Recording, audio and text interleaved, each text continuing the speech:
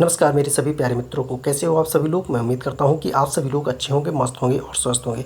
चलिए आज हम बात करेंगे जो कि है आपके टीजीटी पीजीटी के लिए बहुत ही महत्वपूर्ण ये वैकेंसी बहुत ही अच्छी वैकेंसी है। इसका पे ग्रेड बहुत ही अच्छा है। आपकी जो सैलरी है वो लाखों में बनने वाली है। आप लोग देखिए, ये हमारा इसकी जो वैकेंसी है वो आपकी 3 फेज़ में गवर्नमेंट ने करने के लिए कहा था। आपकी जो एक फ़ेज़ की वैकेंसी, पहले फ़ेज़ की वैकेंसी आपकी हो चुकी है। अब ये दूसरे फ़ेज़ की वैकेंसी है जो कि अच्छे पदों पर है। मतलब कई सारे, मतलब 7,000 साढ़े 7,000 पद इसमें आए हुए हैं, जिसमें से टीचिंग और नॉन टीचिंग पदों का ब्यौरा दिया गया है। यहाँ तक कि इसमें लाइब्रेरियन, हॉस्टल वार्डन जैसे पदों की बात की गई है टीजीटी पीजीटी के लिए। अब इन सभी बिंदुओं पर एक एक करके नज़र डालते हैं, कब से फॉर्म अप्लाई किए जाएंगे और क्या फ़ीस रहने वाली है, किस तरीके से एग्ज़ाम का पैटर्न रहेगा, क्या इसमें पुराने नोटिफिकेशन के हिसाब से इसमें नया नोटिफिकेशन में क्या चेंजमेंट हुए, इन सभी बिंदुओं पर चर्चा करते हुए आगे बढ़ेंगे। चलिए दोस्तों बढ़ते हैं। देखिए, ये हमारा इसकी ये नोटिफिकेशन 2025 का है और महत्वपूर्ण बिंदुओं पर हम बात करते हुए आगे बढ़ते हैं। देखिए, इसका जो ऑनलाइन सबमिशन एप्लीकेशन फॉर्म है आपका 23 अक्टूबर है दोस्तों। 23 अक्टूबर से पहले आप लोग अपना ये फॉर्म फिलअप कर देना, ठीक है दोस्तों। चलिए, जो इसकी फ़ीस रहने वाली है फीमेल SC ST और SC ST PWBD कैंडिडेट के लिए आपकी फ़ीस रहेगी प्रिंसिपल के लिए 500 रुपये और पीजीटी और टीजीटी के लिए 500 रुपये, नॉन टीचिंग के लिए 500 रुपये, ठीक है दोस्तों। इसी तरीके से 4 कैंडिडेट SC ST PWD के लिए फ़ीमेल के लिए ये रहेगी आपकी 2,500 रुपये और ये मतलब प्रिंसिपल के लिए 2,500 रुपये रहेगी और पीजीटी टीजीटी के लिए 2,000 रुपये, नॉन टीचिंग के लिए 1,500 रुपये, ठीक है दोस्तों। चलिए आगे बढ़ते हैं। हाँ देखिए, और क्या है इसमें आपका इसमें आपकी 2 फेज़ में परीक्षाएं होंगी।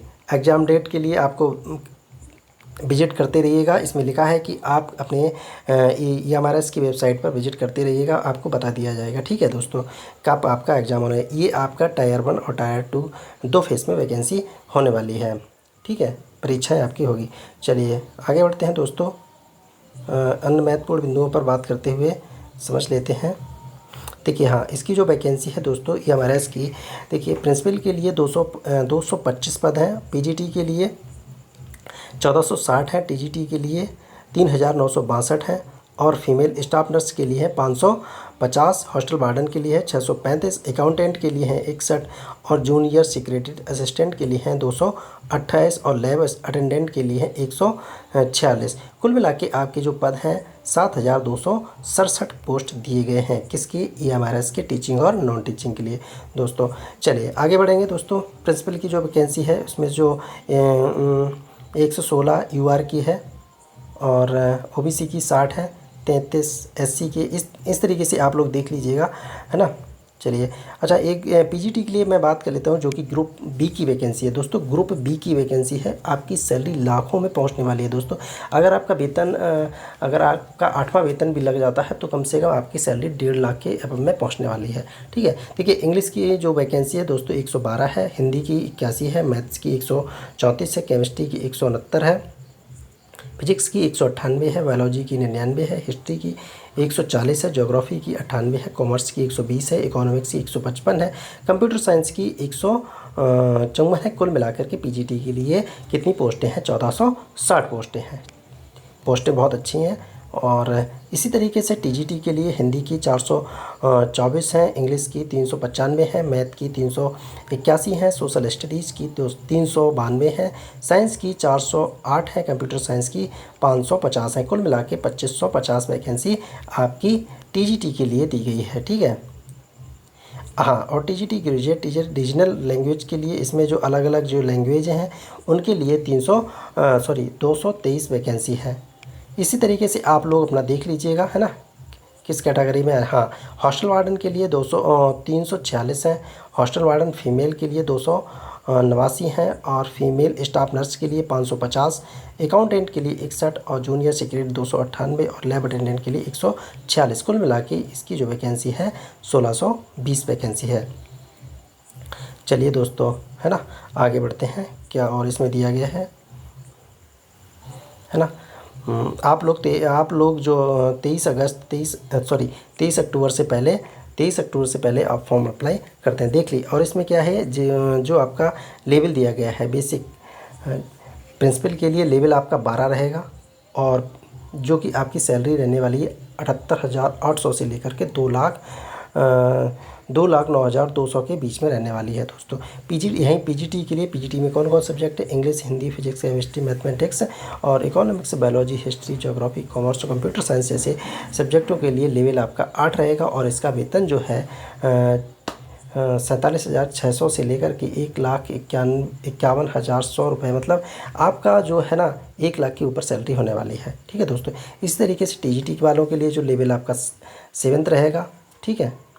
और आर्ट हो गया, art, physical education, female staff nurse, hostel warden, accountant, इन सभी देखिए फीमेल स्टाफ नर्स के लिए लेवल 5 रहेगा, हॉस्टल वार्डन के लिए 5 रहेगा, अकाउंटेंट के लिए 6 रहेगा लेवल, और जेएसए के लिए रहेगा आपका लेवल 2, और लैब अटेंडेंट के लिए रहेगा आपका लेवल 1।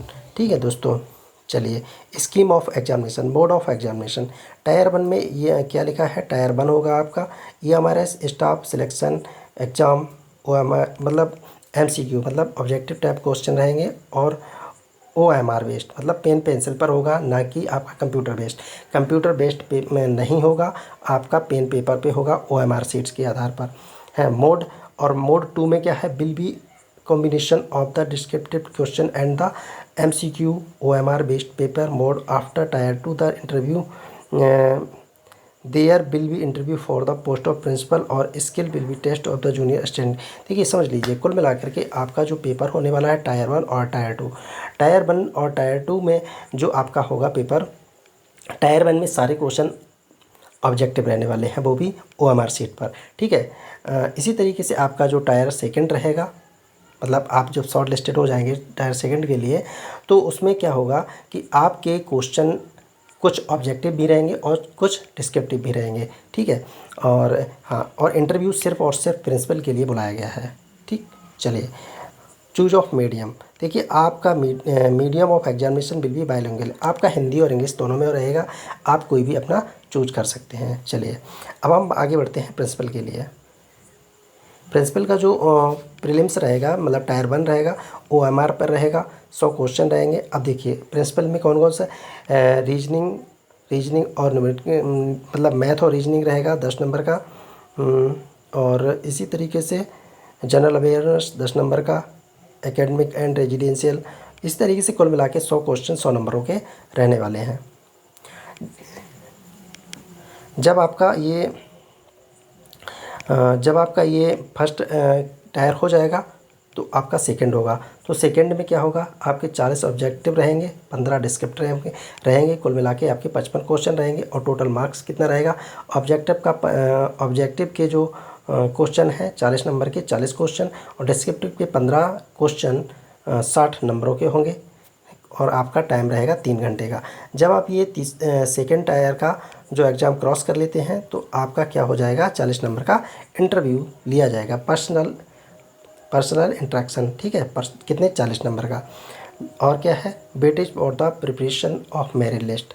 देखिए इस तरीके से आप अपना देख लीजिए। इसी तरीके से पीजीटी वालों के लिए टायर 1 और टायर 2 होगा, ना कि आपका इंटरव्यू बिल्कुल भी नहीं होगा। ठीक है। चलिए, पीजीटी वालों के लिए मैं बात कर रहा हूँ।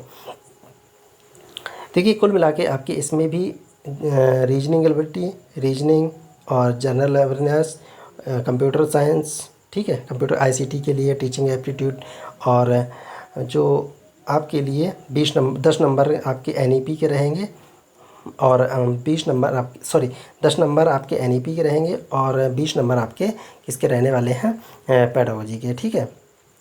और 20 नंबर के आप रहेंगे आपका जो हिंदी के 10 नंबर और 10 नंबर इंग्लिश के आपके, ये जो है कंपलसरी पासिंग मार्क होने चाहिए। ठीक। चलिए, आपका ये 2.5 घंटे का क्वेश्चन पेपर रहने वाला है। जब आप ये फर्स्ट पेपर आपका क्लियर हो जाएगा, मतलब ये टायर 1 का क्लियर हो जाएगा आपको, तो आपको सेकंड फेज़ के लिए बुलाया जाएगा। ठीक है। टायर 2 के लिए इसमें क्या रहेगा, एक सीट के लिए 10 बच्चे आपको बुलाए जाएंगे। लिखा है नीचे, tyre 2 only for the candidates who will be shortlisted in the ratio of 1 1:10 against the notified vacancies on the basis of tyre 1 prelims examination subject knowledge examination.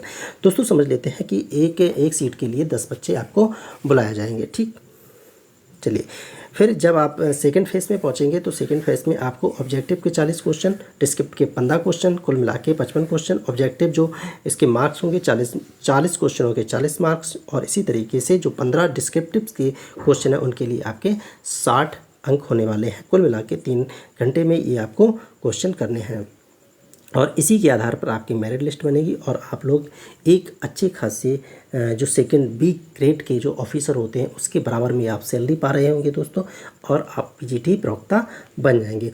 इसी तरीके से मैं टीजीटी की बात कर लेता हूँ। टीजीटी में आपके 100 क्वेश्चन रहेंगे, ये देख लीजिएगा आप लोग हैं। और इसके बाद में इसमें भी टायर सेकंड रहने वाला है। टायर सेकंड में 40 ऑब्जेक्टिव के, 15 डिस्क्रिप्टिव के, 3 घंटे का आपको समय दिया जाएगा। ठीक, हॉस्टल वार्डन का भी यही कंडीशन रहने वाला है इसी तरीके से, है ना दोस्तों।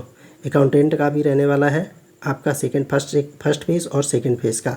इसी तरीके से फीमेल स्टाफ नर्स के लिए भी ठीक है, हाँ, इसके लिए भी रहने वाला है दोस्तों। मतलब कुल मिला के आपकी अभी पहली जो परीक्षा हुई थी दोस्तों, मैं जब ये जो पहले फेज़ की परीक्षा हुई थी, मतलब एक बार EMRS का जो नोटिफिकेशन आया था उसमें क्या था कि एक ही पेपर में उन्होंने पूरा क्लियर कर दिया था, लेकिन अब उन्होंने प्री और मेंस डाल दिया है। मतलब लिखना भी है इसमें। डिस्क्रिप्टिव का मतलब होता है कि आपको 15 क्वेश्चन ऐसे दिए जाएंगे जिसमें आपको रिटन करना होगा, है ना दोस्तों। कुल मिला के इस तरीके से देखते रहिएगा आप लोग, जो जिस लायक में हो वो उसमें अप्लाई करें, और पोस्ट बहुत अच्छी है, सेंट्रल गवर्नमेंट की सर्विस है, आप लोग है ना देखते रहिएगा। कुल मिला के टीजीटी पीजीटी के लिए बहुत ही शानदार ज़बरदस्त ये वैकेंसी है, आप लोग चूकिएगा नहीं, और फॉर्म जल्दी से जल्दी अपना अप्लाई कर देना, जिससे कि 23 अक्टूबर से पहले, है ना। चलिए अब इसकी मैं एसेंशियल क्वालिफ़िकेशन की बात कर लेता हूँ। जो क्वालिफ़िकेशन है किसके, प्रिंसिपल के लिए, जो भी प्रिंसिपल के लिए हो देख लेना। मास्टर डिग्री से recognised institution with the list 50%। Second है bachelor degree in educational B.Ed to NCT recognised institute with the list 50% marks, है ना। इस तरीके से जो भी है आप लोग देख लें। हाँ, इम्पोर्टेंट ये है कि पीजीटी वालों के लिए जो भी है दोस्तों, क्या है कि 40 साल से अधिक नहीं होना चाहिए इसके लिए, एज रिलैक्सेशन के लिए। और क्या है, integrated post graduate course of NCTE recognised institution in the concern subject as per the details given by the given below against every post with at least 50% marks in the aggregate. मतलब आपके पास जिस subject में PG है और इसके साथ में B.Ed भी होना कंपलसरी हो जाएगा। ठीक है दोस्तों, इस तरीके से आप लोग जिस सब्जेक्ट का देखना चाहते हो अपना देख लीजिएगा और फॉर्म भर दीजिएगा। और इसमें देख लेते हैं दोस्तों क्या इसमें इम्पोर्टेंट है, टीजीटी पीजीटी, है ना।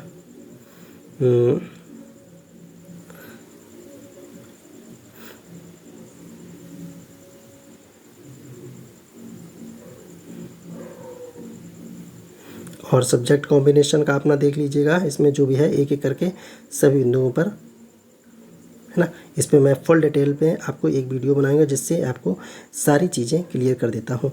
आप सभी लोग, अच्छी वैकेंसी है ये, तैयारी करते रहिएगा, आपका सिलेक्शन होगा, 100% होगा। आज नहीं तो कल होगा लेकिन ज़रूर।